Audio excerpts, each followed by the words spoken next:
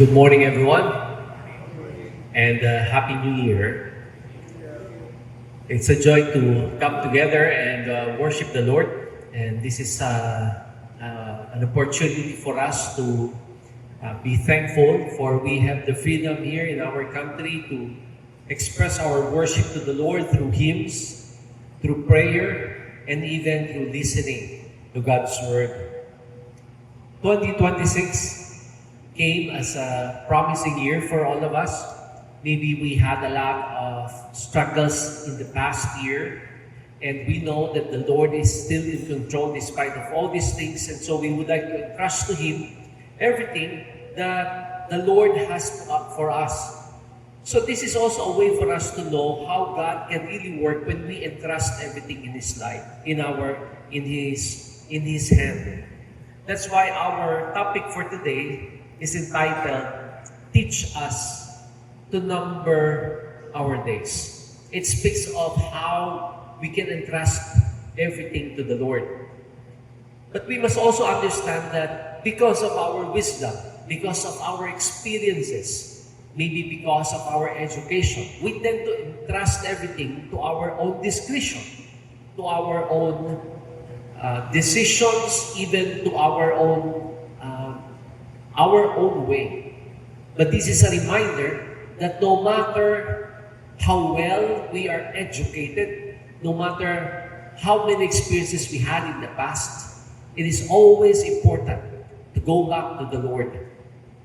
I remember a story about being wise, a story about a doctor who can really cure anything. It's so nice to hear that doctors can really cure any kind of disease. So because he is a newly graduate, he posted a board outside of his clinic, and he says, if I can cure your disease, pay me 200 pesos. But if I cannot cure you, I will pay you 500 pesos. And so there was this one guy who was so interested of how could he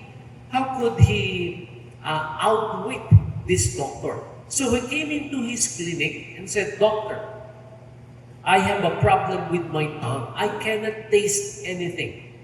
And so the doctor said to his nurse, Nurse, can you please get me the liquid in drawer number 7? So the nurse took the liquid and gave it to the doctor, and the doctor gave it to the patient, to the guy. And when he tasted it, the guy said, Doc, this is gasoline. And then the doctor said, you are cured. Pay me 200. He went out. He was frustrated. He said, I will come back to this doctor. After a week, he came back to the doctor and said, Doc, I have a problem. It seems that my problem is all about memory. I cannot seem to remember things that had happened in the past. The doctor said, hold on. Nurse, please get me something from the cabinet number 7. And the patient said, number 7? That's where the gasoline came from. And then the doctor said, you are cured. Pay me 200 pesos. So he went up. He said, finally, I need to find something that I will be more than wise than this doctor. In the second week, after a week, he came back. He said, Doctor, this is my problem.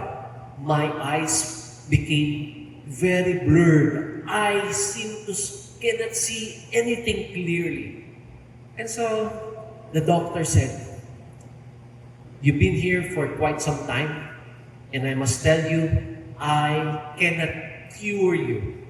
Therefore, I'm going to give you the 500 pesos.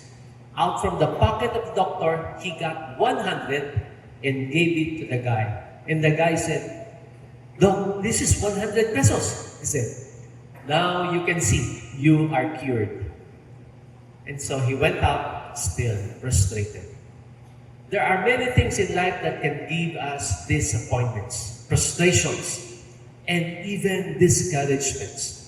In the book of Psalm chapter 90, which is attributed to Moses, it speaks of their journey in the wilderness. And they have so many things to be thankful for, and yet they keep on complaining. There are so many things that they can be grateful for, and yet they kept on complaining. That's why Moses, on verse number 12, it says, teach us to number our days so that we may gain a heart of wisdom. This is our study for today. Please join me for a word of prayer. Our Father, once again we are coming to your throne of grace, acknowledging that you are here in our midst and you have something for us to reflect on, something that we can learn. So it is our prayer, Lord, that you bestow upon us your blessing of the Spirit working in our hearts and allowing us to understand your word from your point of view. Help us, Lord, to be thankful, be grateful, and help us to become wise in all our decisions, and help us, Lord, to learn from this wonderful passage from the book of Psalms. We entrust everything into your hands. In Christ's name we pray. Amen. You know, in Filipino version, I'd like the rendition of this particular verse. In Filipino version, I found this in the version of ang Salita ng Diyos version. It says, ipaunawa ninyo sa amin na ang buhay namin ay maiksi lang upang matuto kaming mamuhay ng may karunungan. I love this version simply because it gives us the idea that we are incompetent. We are not wise enough to understand how things are working. So, Moses was saying in this particular chapter that we need to learn to trust everything to the Lord. We need to learn how to put everything into your hands, into God's hands, so that we may become wise in every dealing that we have.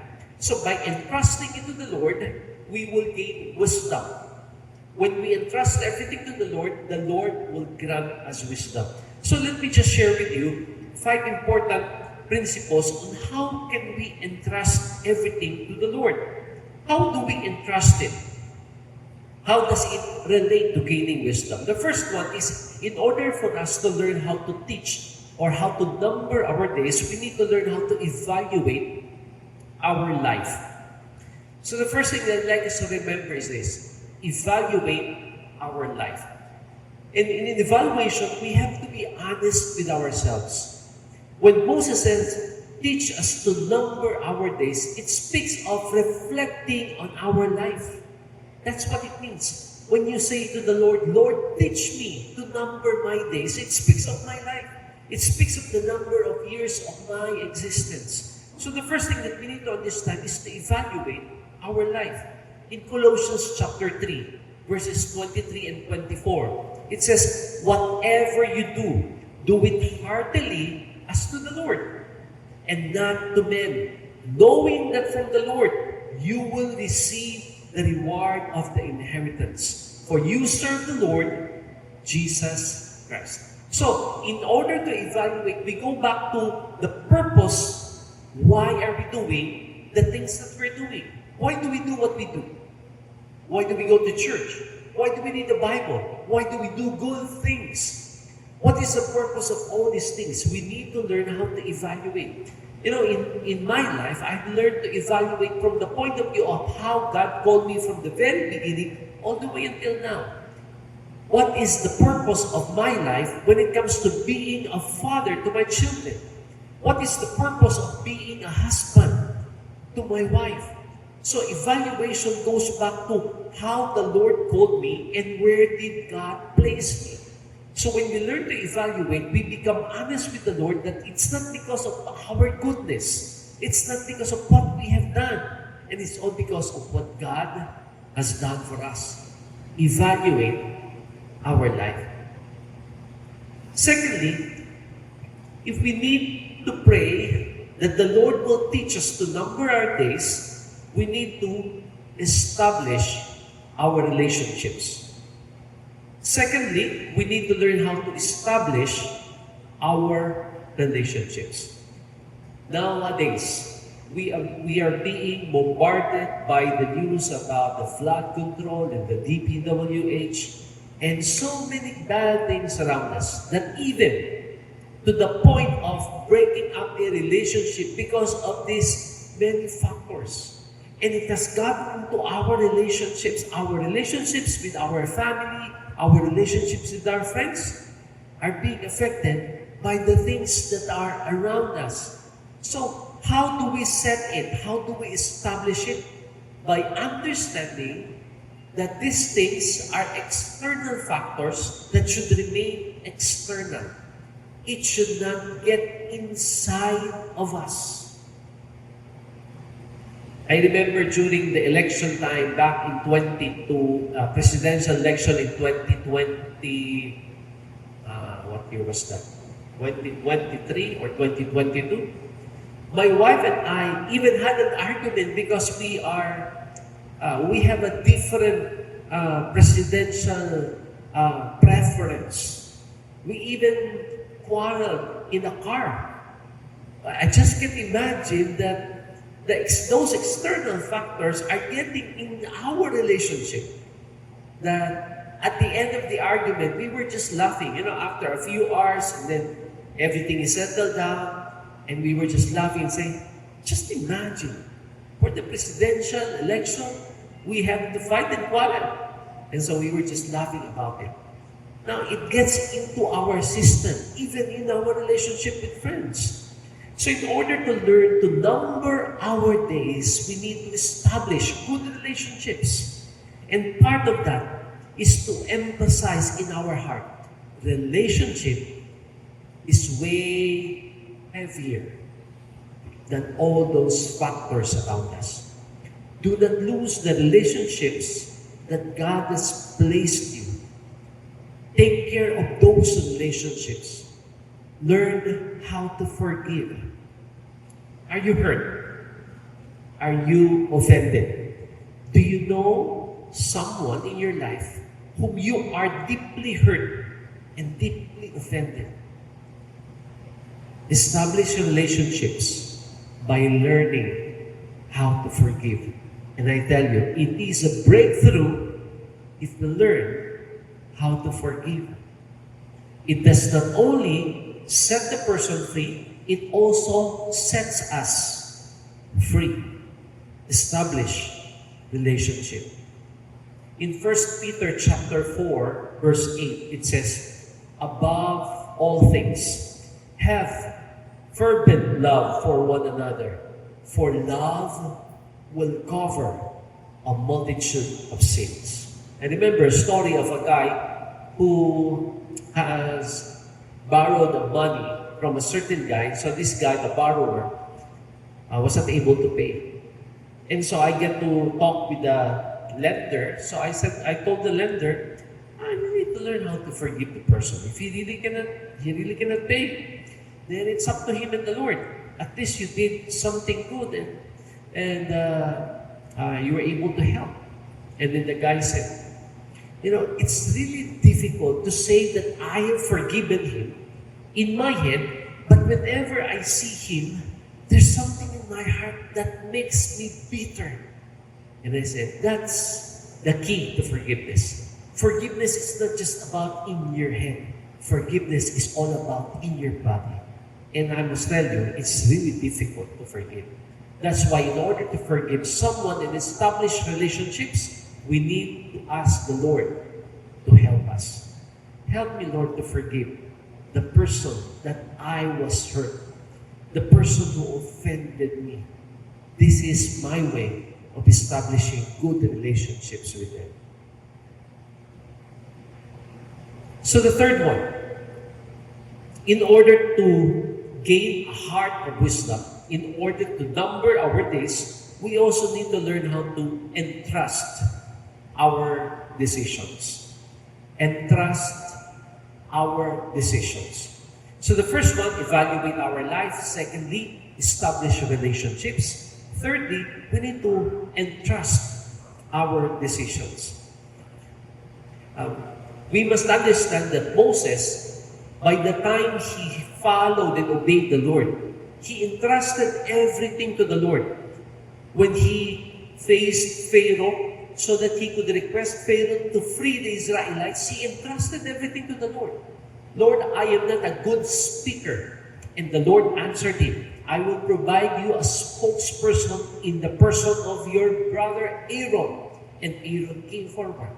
And Moses said, Lord, Pharaoh is a big guy. I just cannot request him to bring freedom to Israelites. And then the Lord sent plagues and sent miracles in order for Pharaoh to believe that it is God that Moses represents.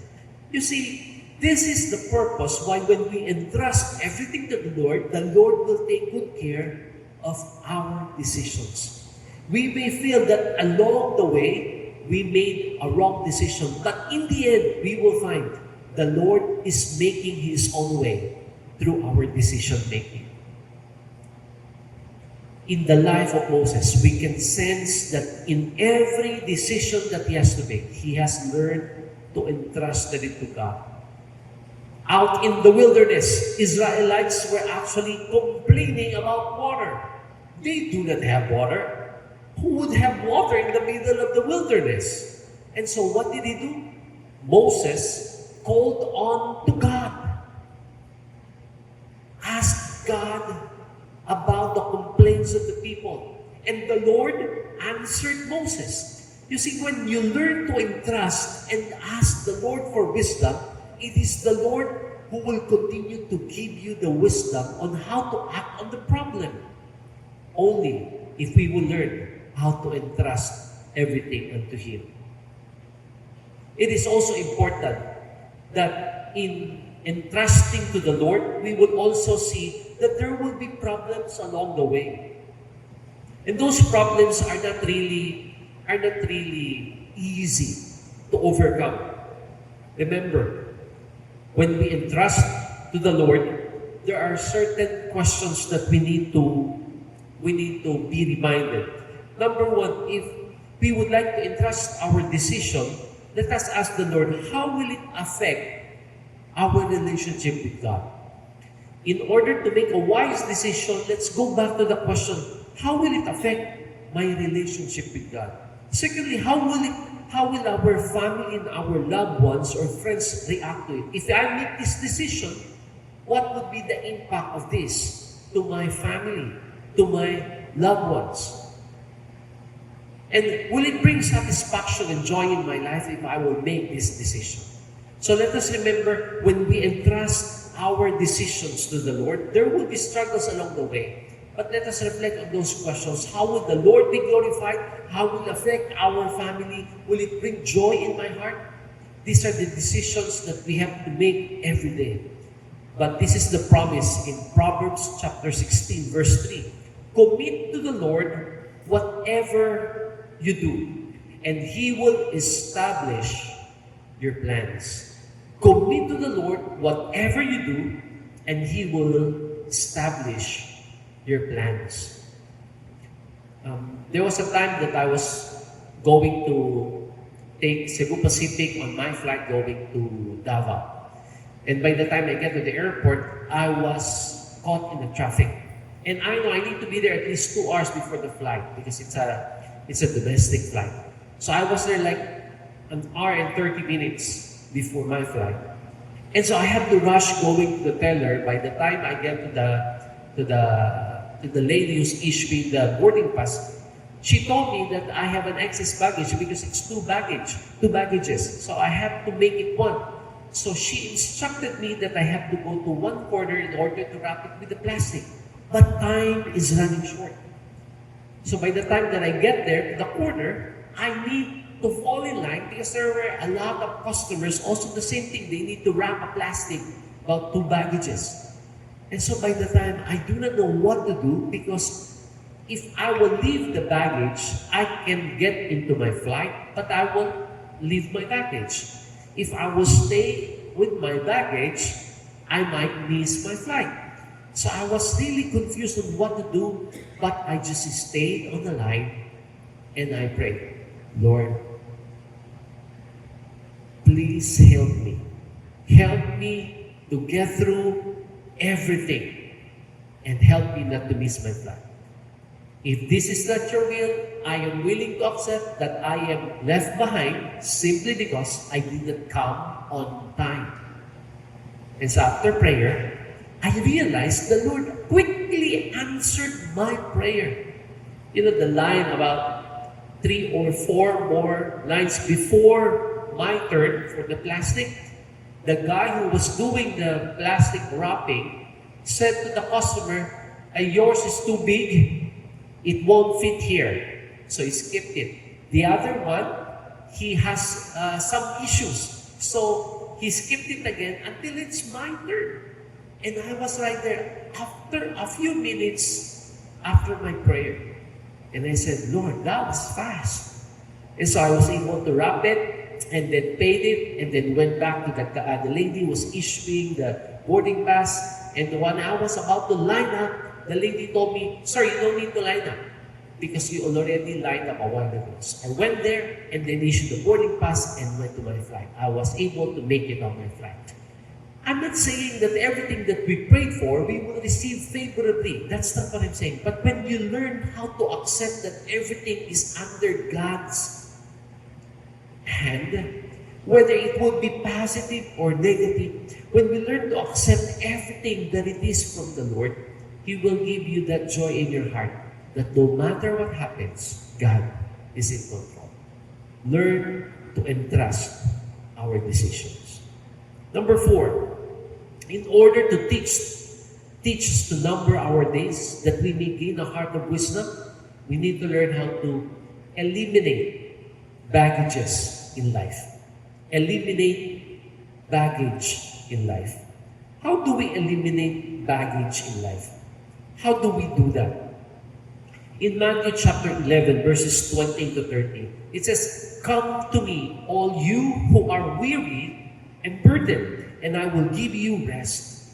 Take my yoke upon you and learn from me, for I am gentle and humble in heart, and you will find rest for your souls."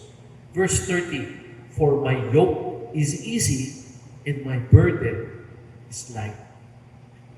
You know, baggage tends to wearing us down. It slows our pacing. Have you ever carried a baggage when you were walking? It's really difficult.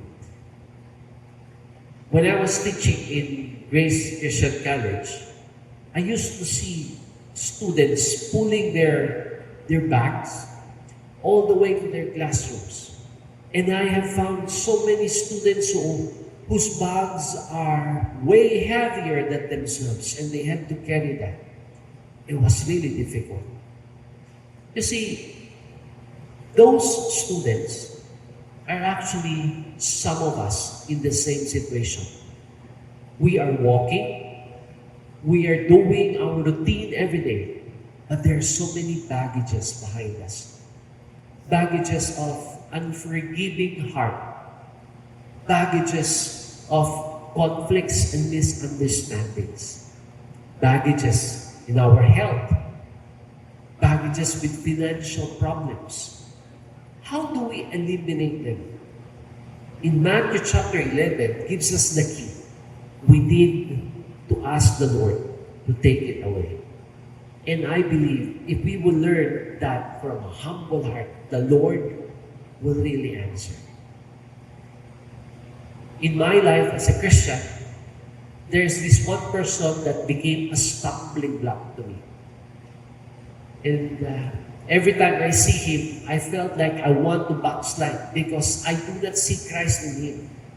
Until there was this small boy who came to me and said, he calls me Kuya or Aya. He calls me Aya. And then he said, Aya, do you know him? And he pointed about this guy whom I really stumbled. I said, yeah, I know him. And then this guy surprisingly taught me something that I forgot. He said, Aya, this guy is not doing very well in his Christian life, but God is not finished with him.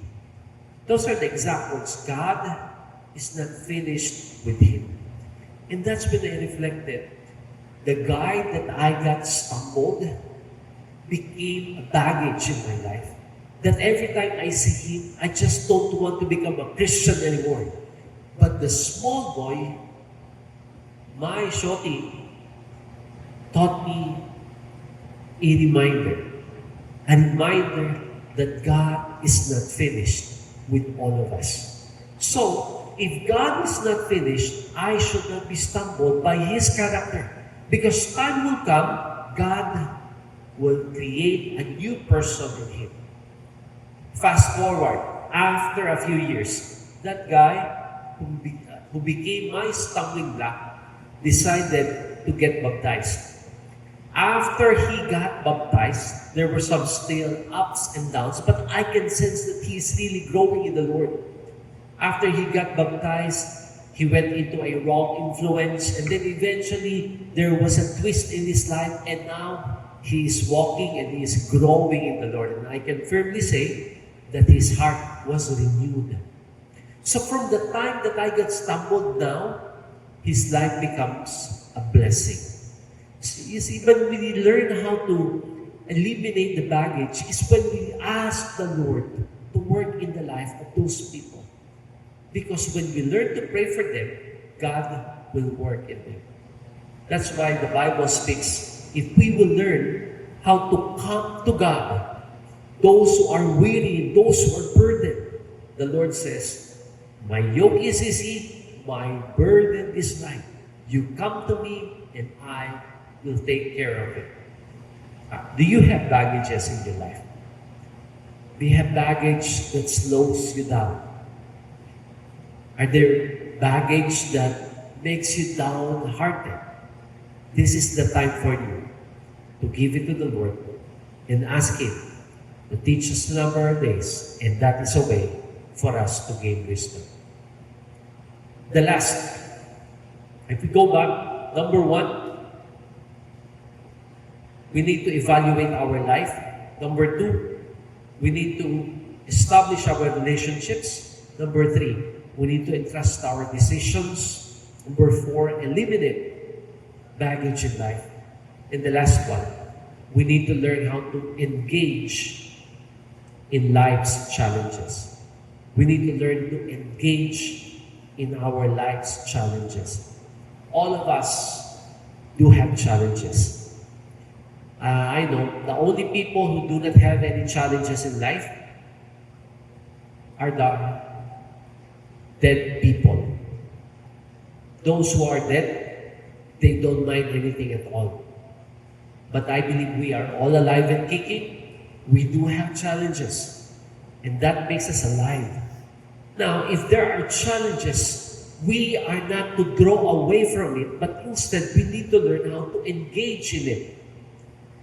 This is an example. In the book of James, chapter 1, verses 2 to 4, this is the encouragement. It says, consider it pure joy, my brothers and sisters, whenever you face trials of many kinds. It says here, consider it pure joy.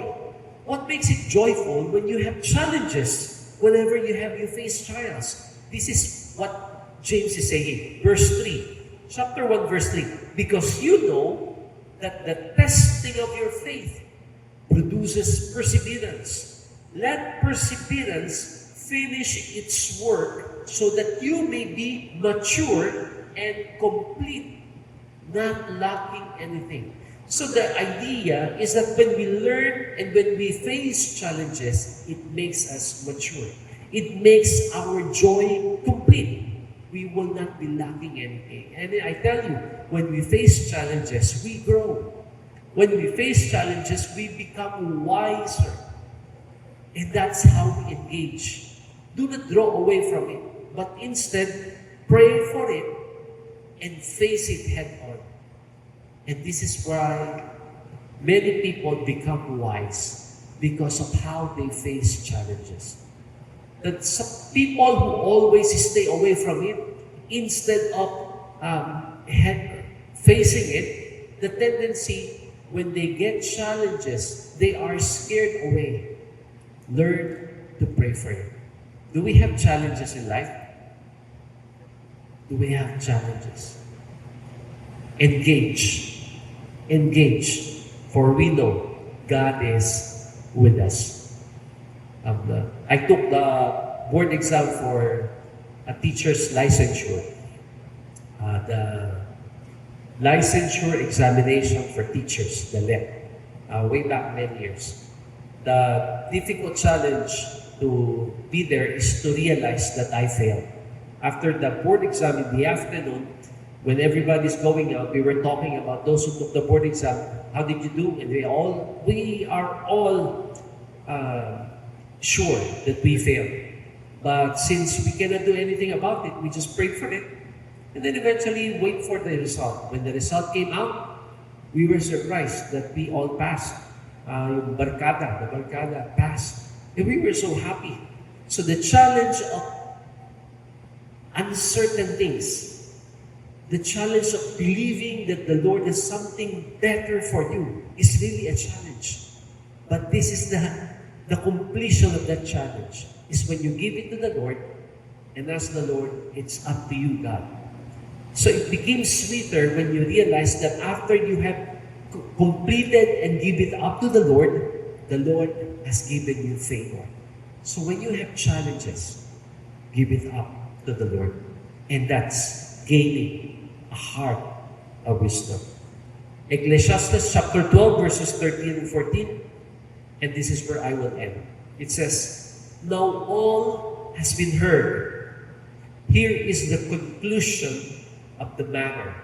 Fear God and keep His commandments, for this is the duty of all mankind. God will bring every deed into judgment, including every hidden thing, whether it is good or evil. He will bring all hidden things into exposure, and we will only judge. What do we need to do? Fear God and keep His commandments. My prayer for every one of us here, that we may learn to number our days so that we will all gain a heart of wisdom. Let us pray. Lord, thank you for reminding us that challenges, struggles are all part and parcel of our growth. There may be some of us here who are facing right now these challenges, especially this coming year, 2026. Lord, it is our prayer that you make our faith stronger and firmer, for we believe that you are more powerful than all the things that surround us, things that are uncertain, things that are way beyond the way we see it. Lord, help us to see that you are powerful, you are sovereign enough. Lord, it's a challenge also for us to be in a heart of wisdom. So I pray for special blessing for those who are here, that they may find your wisdom enough to get them through every day of their lives. May their prayers be answered. May good health be upon each and every one of them. Blessings on their businesses. And I pray that you call out from these people who will be successful in their own field, in their own expertise, and people who will represent you, wherever they are, and wherever you have called them. Lord, I pray for your blessing, that everything that we have heard will be upon our hearts and be applied in our lives. In Christ's name we pray. Amen. God bless you.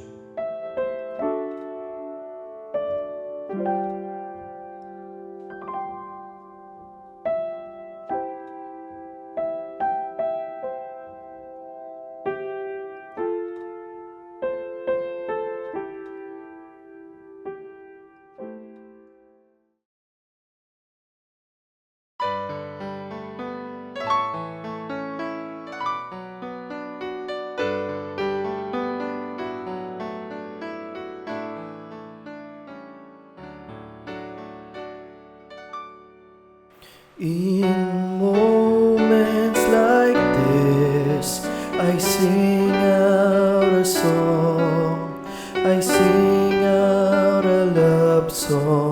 to Jesus. In moments like this, I lift up my hands. I lift up my hands to the Lord, singing, I love you, Lord. Singing, I love you, Lord. Singing, I love you, Lord. I love you. In moments like this, I sing out a song. I sing out a love song to Jesus. In moments like this, I lift up my hands. I lift up